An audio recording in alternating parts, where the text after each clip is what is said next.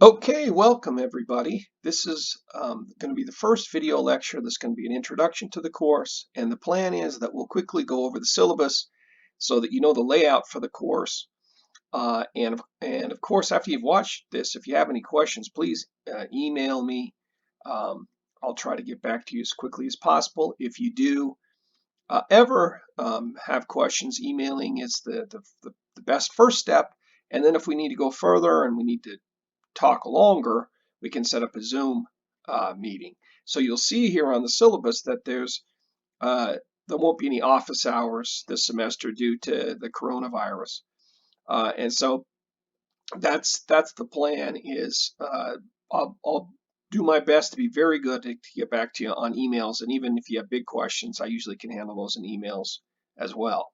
Okay, so let's go through the important items for this course.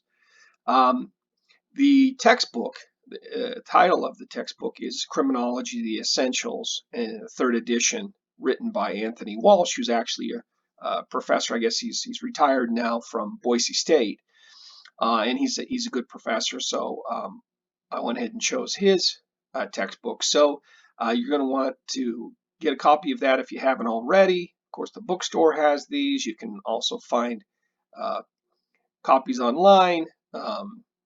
Whether it be paperback copy or an e-copy, whatever works for you. But you want to get that quick because we're going to get going on reading and discussing and testing in this. So you're going to need that textbook as soon as possible. Okay, we won't go over all the course objectives and learning objectives and all of that. You folks can kind of read these details on your own. But what the course is going to be made up of is we're going to have, of course, we have the chapters that you need to read. And it's pretty much in order, pretty straightforward. I try to keep this course, especially when that's fully online like this course where we don't ever have classes and meet together. I try to keep it as simple and straightforward as possible. So every week you'll have like a chapter, or this first week we have kind of parts of two chapters, but typically one chapter per week. And that, the beginning of the week, think of that as like a Monday.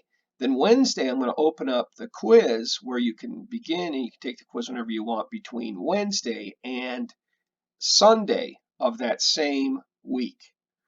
And so, you get several days to take the quiz whenever it's convenient for you. And just realize that the quiz typically is going to cover that chapter that we just went over. And also, I'm going to include in this course what I call case studies, which is going to be just about every week a video documentary of some famous criminal. And what you're going to do is you want to watch that video along with reading the chapter for that week. You watch the video assigned for that week. And then when you've done that and when you watch the video, you don't want to just kind of be super casual and not really pay attention. You want to watch and maybe even take notes to get down some basic facts of who this criminal was, what his or her crimes were. Important facts, especially those facts that point to how do we explain this person committing these crimes? How do they become such a serious criminal? Because that's what this course is all about in criminology, is trying to understand crime. That's one of the biggest sort of goals of this course, is to understand why people become criminals. And so a case study is I think, a really good and interesting way to approach this because it complements the textbook. The textbook and the lectures tend to be research and theory, and they're dry and technical and, quote unquote, they're the scientific. But when you look at these case studies, these individual high profile criminals, it brings these abstract concepts to life. Now they become real. Now you have a real person that you're trying to understand. And so you want to apply these things that we're learning, these concepts and theories, to these individuals to make sense out of how it was that they could commit these terrible crimes that are so hard for us to imagine somebody doing those things. Okay, so that's going to be the basic sort of foundations of what you're going to need to do during each week is read the chapter, watch the video lectures that summarize the chapter and discuss and sort of extend some of the ideas from the lecture. You're going to want to watch that case study, the video, the documentary that of the famous criminal that we've chosen for that particular week. And then when you feel like you're ready, you're going to go in and take that quiz. So you're probably thinking, well, you know, if we watch a video, what are we going to get tested on in the video? It's just going to be basic facts. I'm going to be testing you on, did you pay attention? Did you maybe even jot down a couple of notes? Were you paying attention? And I usually keep the questions pretty basic, not too detailed, not too difficult, because, you know, if you know, you watch a documentary, there's a lot of facts, a lot of details, and sometimes it's hard to know what's expected of you, what you need to know, what you don't need to know. So I keep it basic, but you do need to watch those videos, those documentaries carefully. But also read the chapters and watch the video lectures carefully, maybe even jot down some notes. Because all of that's going to be tested on these little quizzes that we have every week. Now you also see here on the syllabus that I talk about analytical papers. And throughout the semester, my plan is just several times during the semester, probably 4 times during the semester. So it won't be every week, but once in a while, and I'll let you know well ahead of time, that the documentary, the case study that you watch on a particular week, I will assign you not to just watch that video, but to write up a paper. And it's going, as you see here on where it talks about analytical papers, you're going to watch that video. You're going to look for the key facts that you think help explain what makes this criminal tick. Why did this person go from being some innocent child to a stone cold killer, a thief, or whatever he or she is? How did they get there? So you want to look for facts that explain that trajectory, that development to a criminal. And then you want to, so come up with several facts, right? Say, for example, maybe the person was a victim of child abuse, or they had bad luck and sort of fell in with a bad crowd of bad friends that were criminals and taught them how to be a criminal. So 3 or 4 or 5, 6 factors that you think, these are the things that pulled this person towards a life of crime. And then so you write that up. You say, okay, here's the things that I think that are important facts for this person that turn them into a criminal. And then you basically come up with a bottom line saying, okay, when we come right down to it, I think the key thing that explains this person is such and such. So you kind of sum up all of those key factors, trying to come up with, that's what the theory is. You're trying to come up with a simple explanation of that criminal's career. When we say career, we mean, all the crimes they committed. And that's just going to be a single page paper, double spaced, where you explain, make sense of this criminal. And then also it also is really nice too, if you finish up the paper. Of course, it's short, so this is kind of an optional one in case you run out of room. You don't have to do this, but I really like to see, finally, based on your explanation of the criminal, how do we prevent these kind of crimes in the future, right? So if you think that the key factor was that the criminal had bad friends who taught him to be a criminal and taught him that it was, that was the lifestyle that was for him, that's the way to go, that crime pays, and taught him a lot of bad sort of pro-criminal values. If you think that's the key explanation, okay, so what does that logically lead us to try to prevent these sort of crimes and criminals in the future? How do we bust up gangs? How do we prevent kids from getting sucked into, pulled into these gangs that teach them bad values and bad behaviors, right?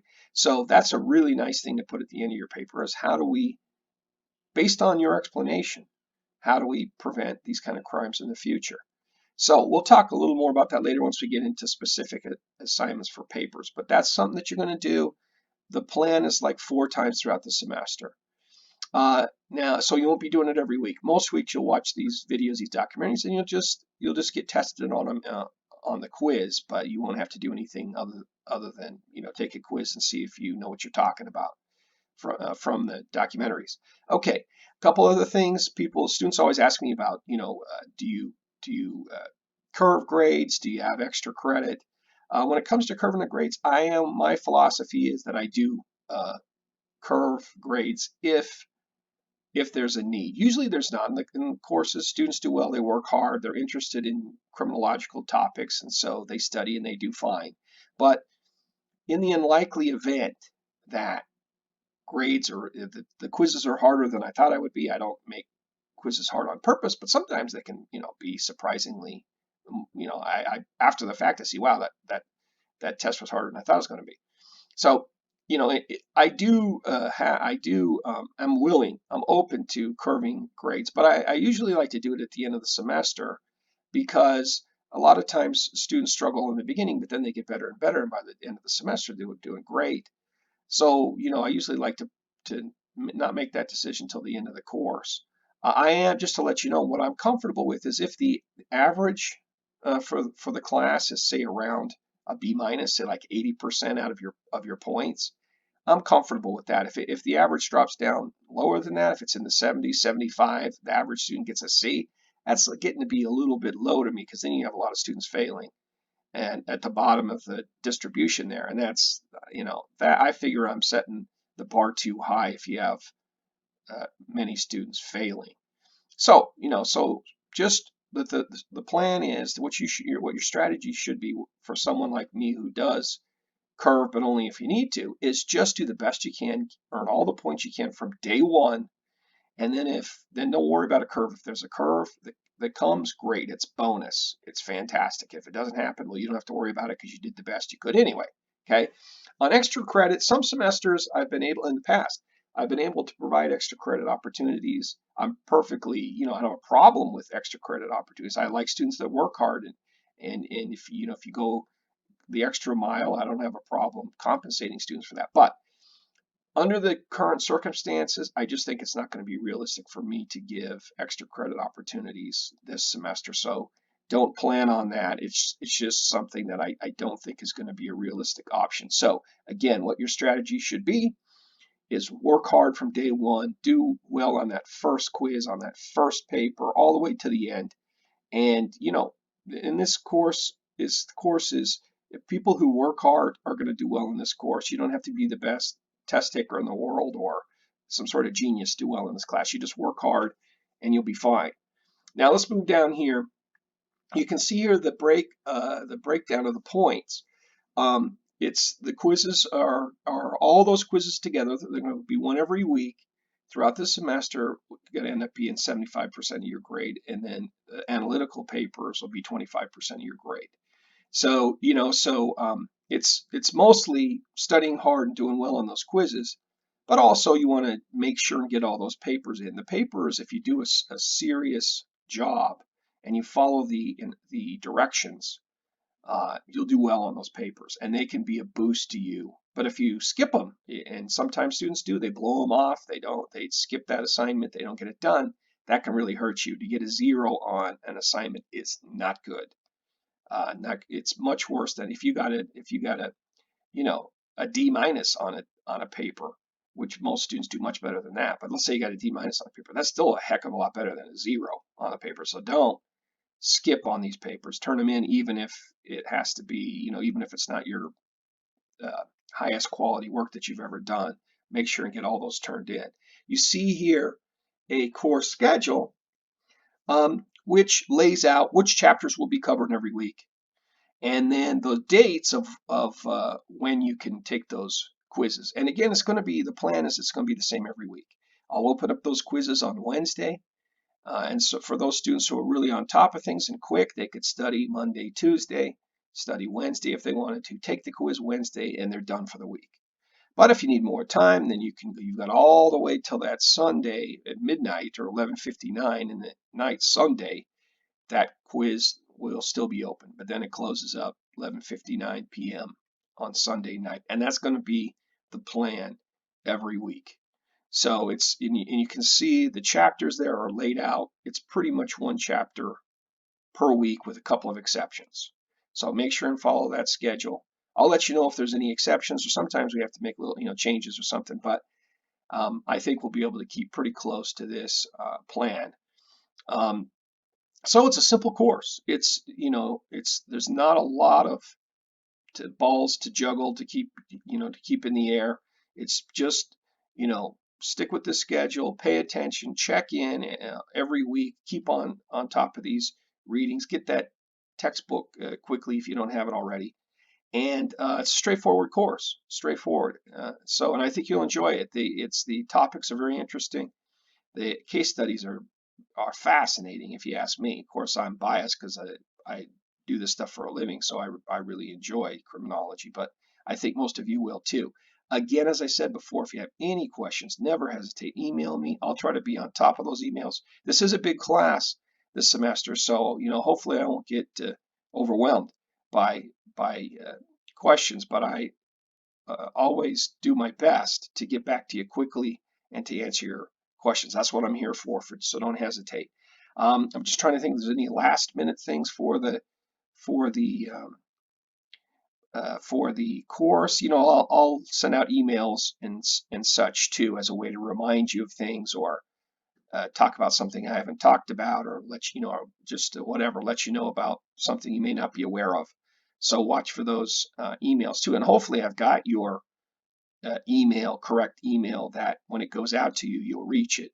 So hopefully that's not going to be an issue. Anyway, should be a great course. You should learn a lot and enjoy it along the way.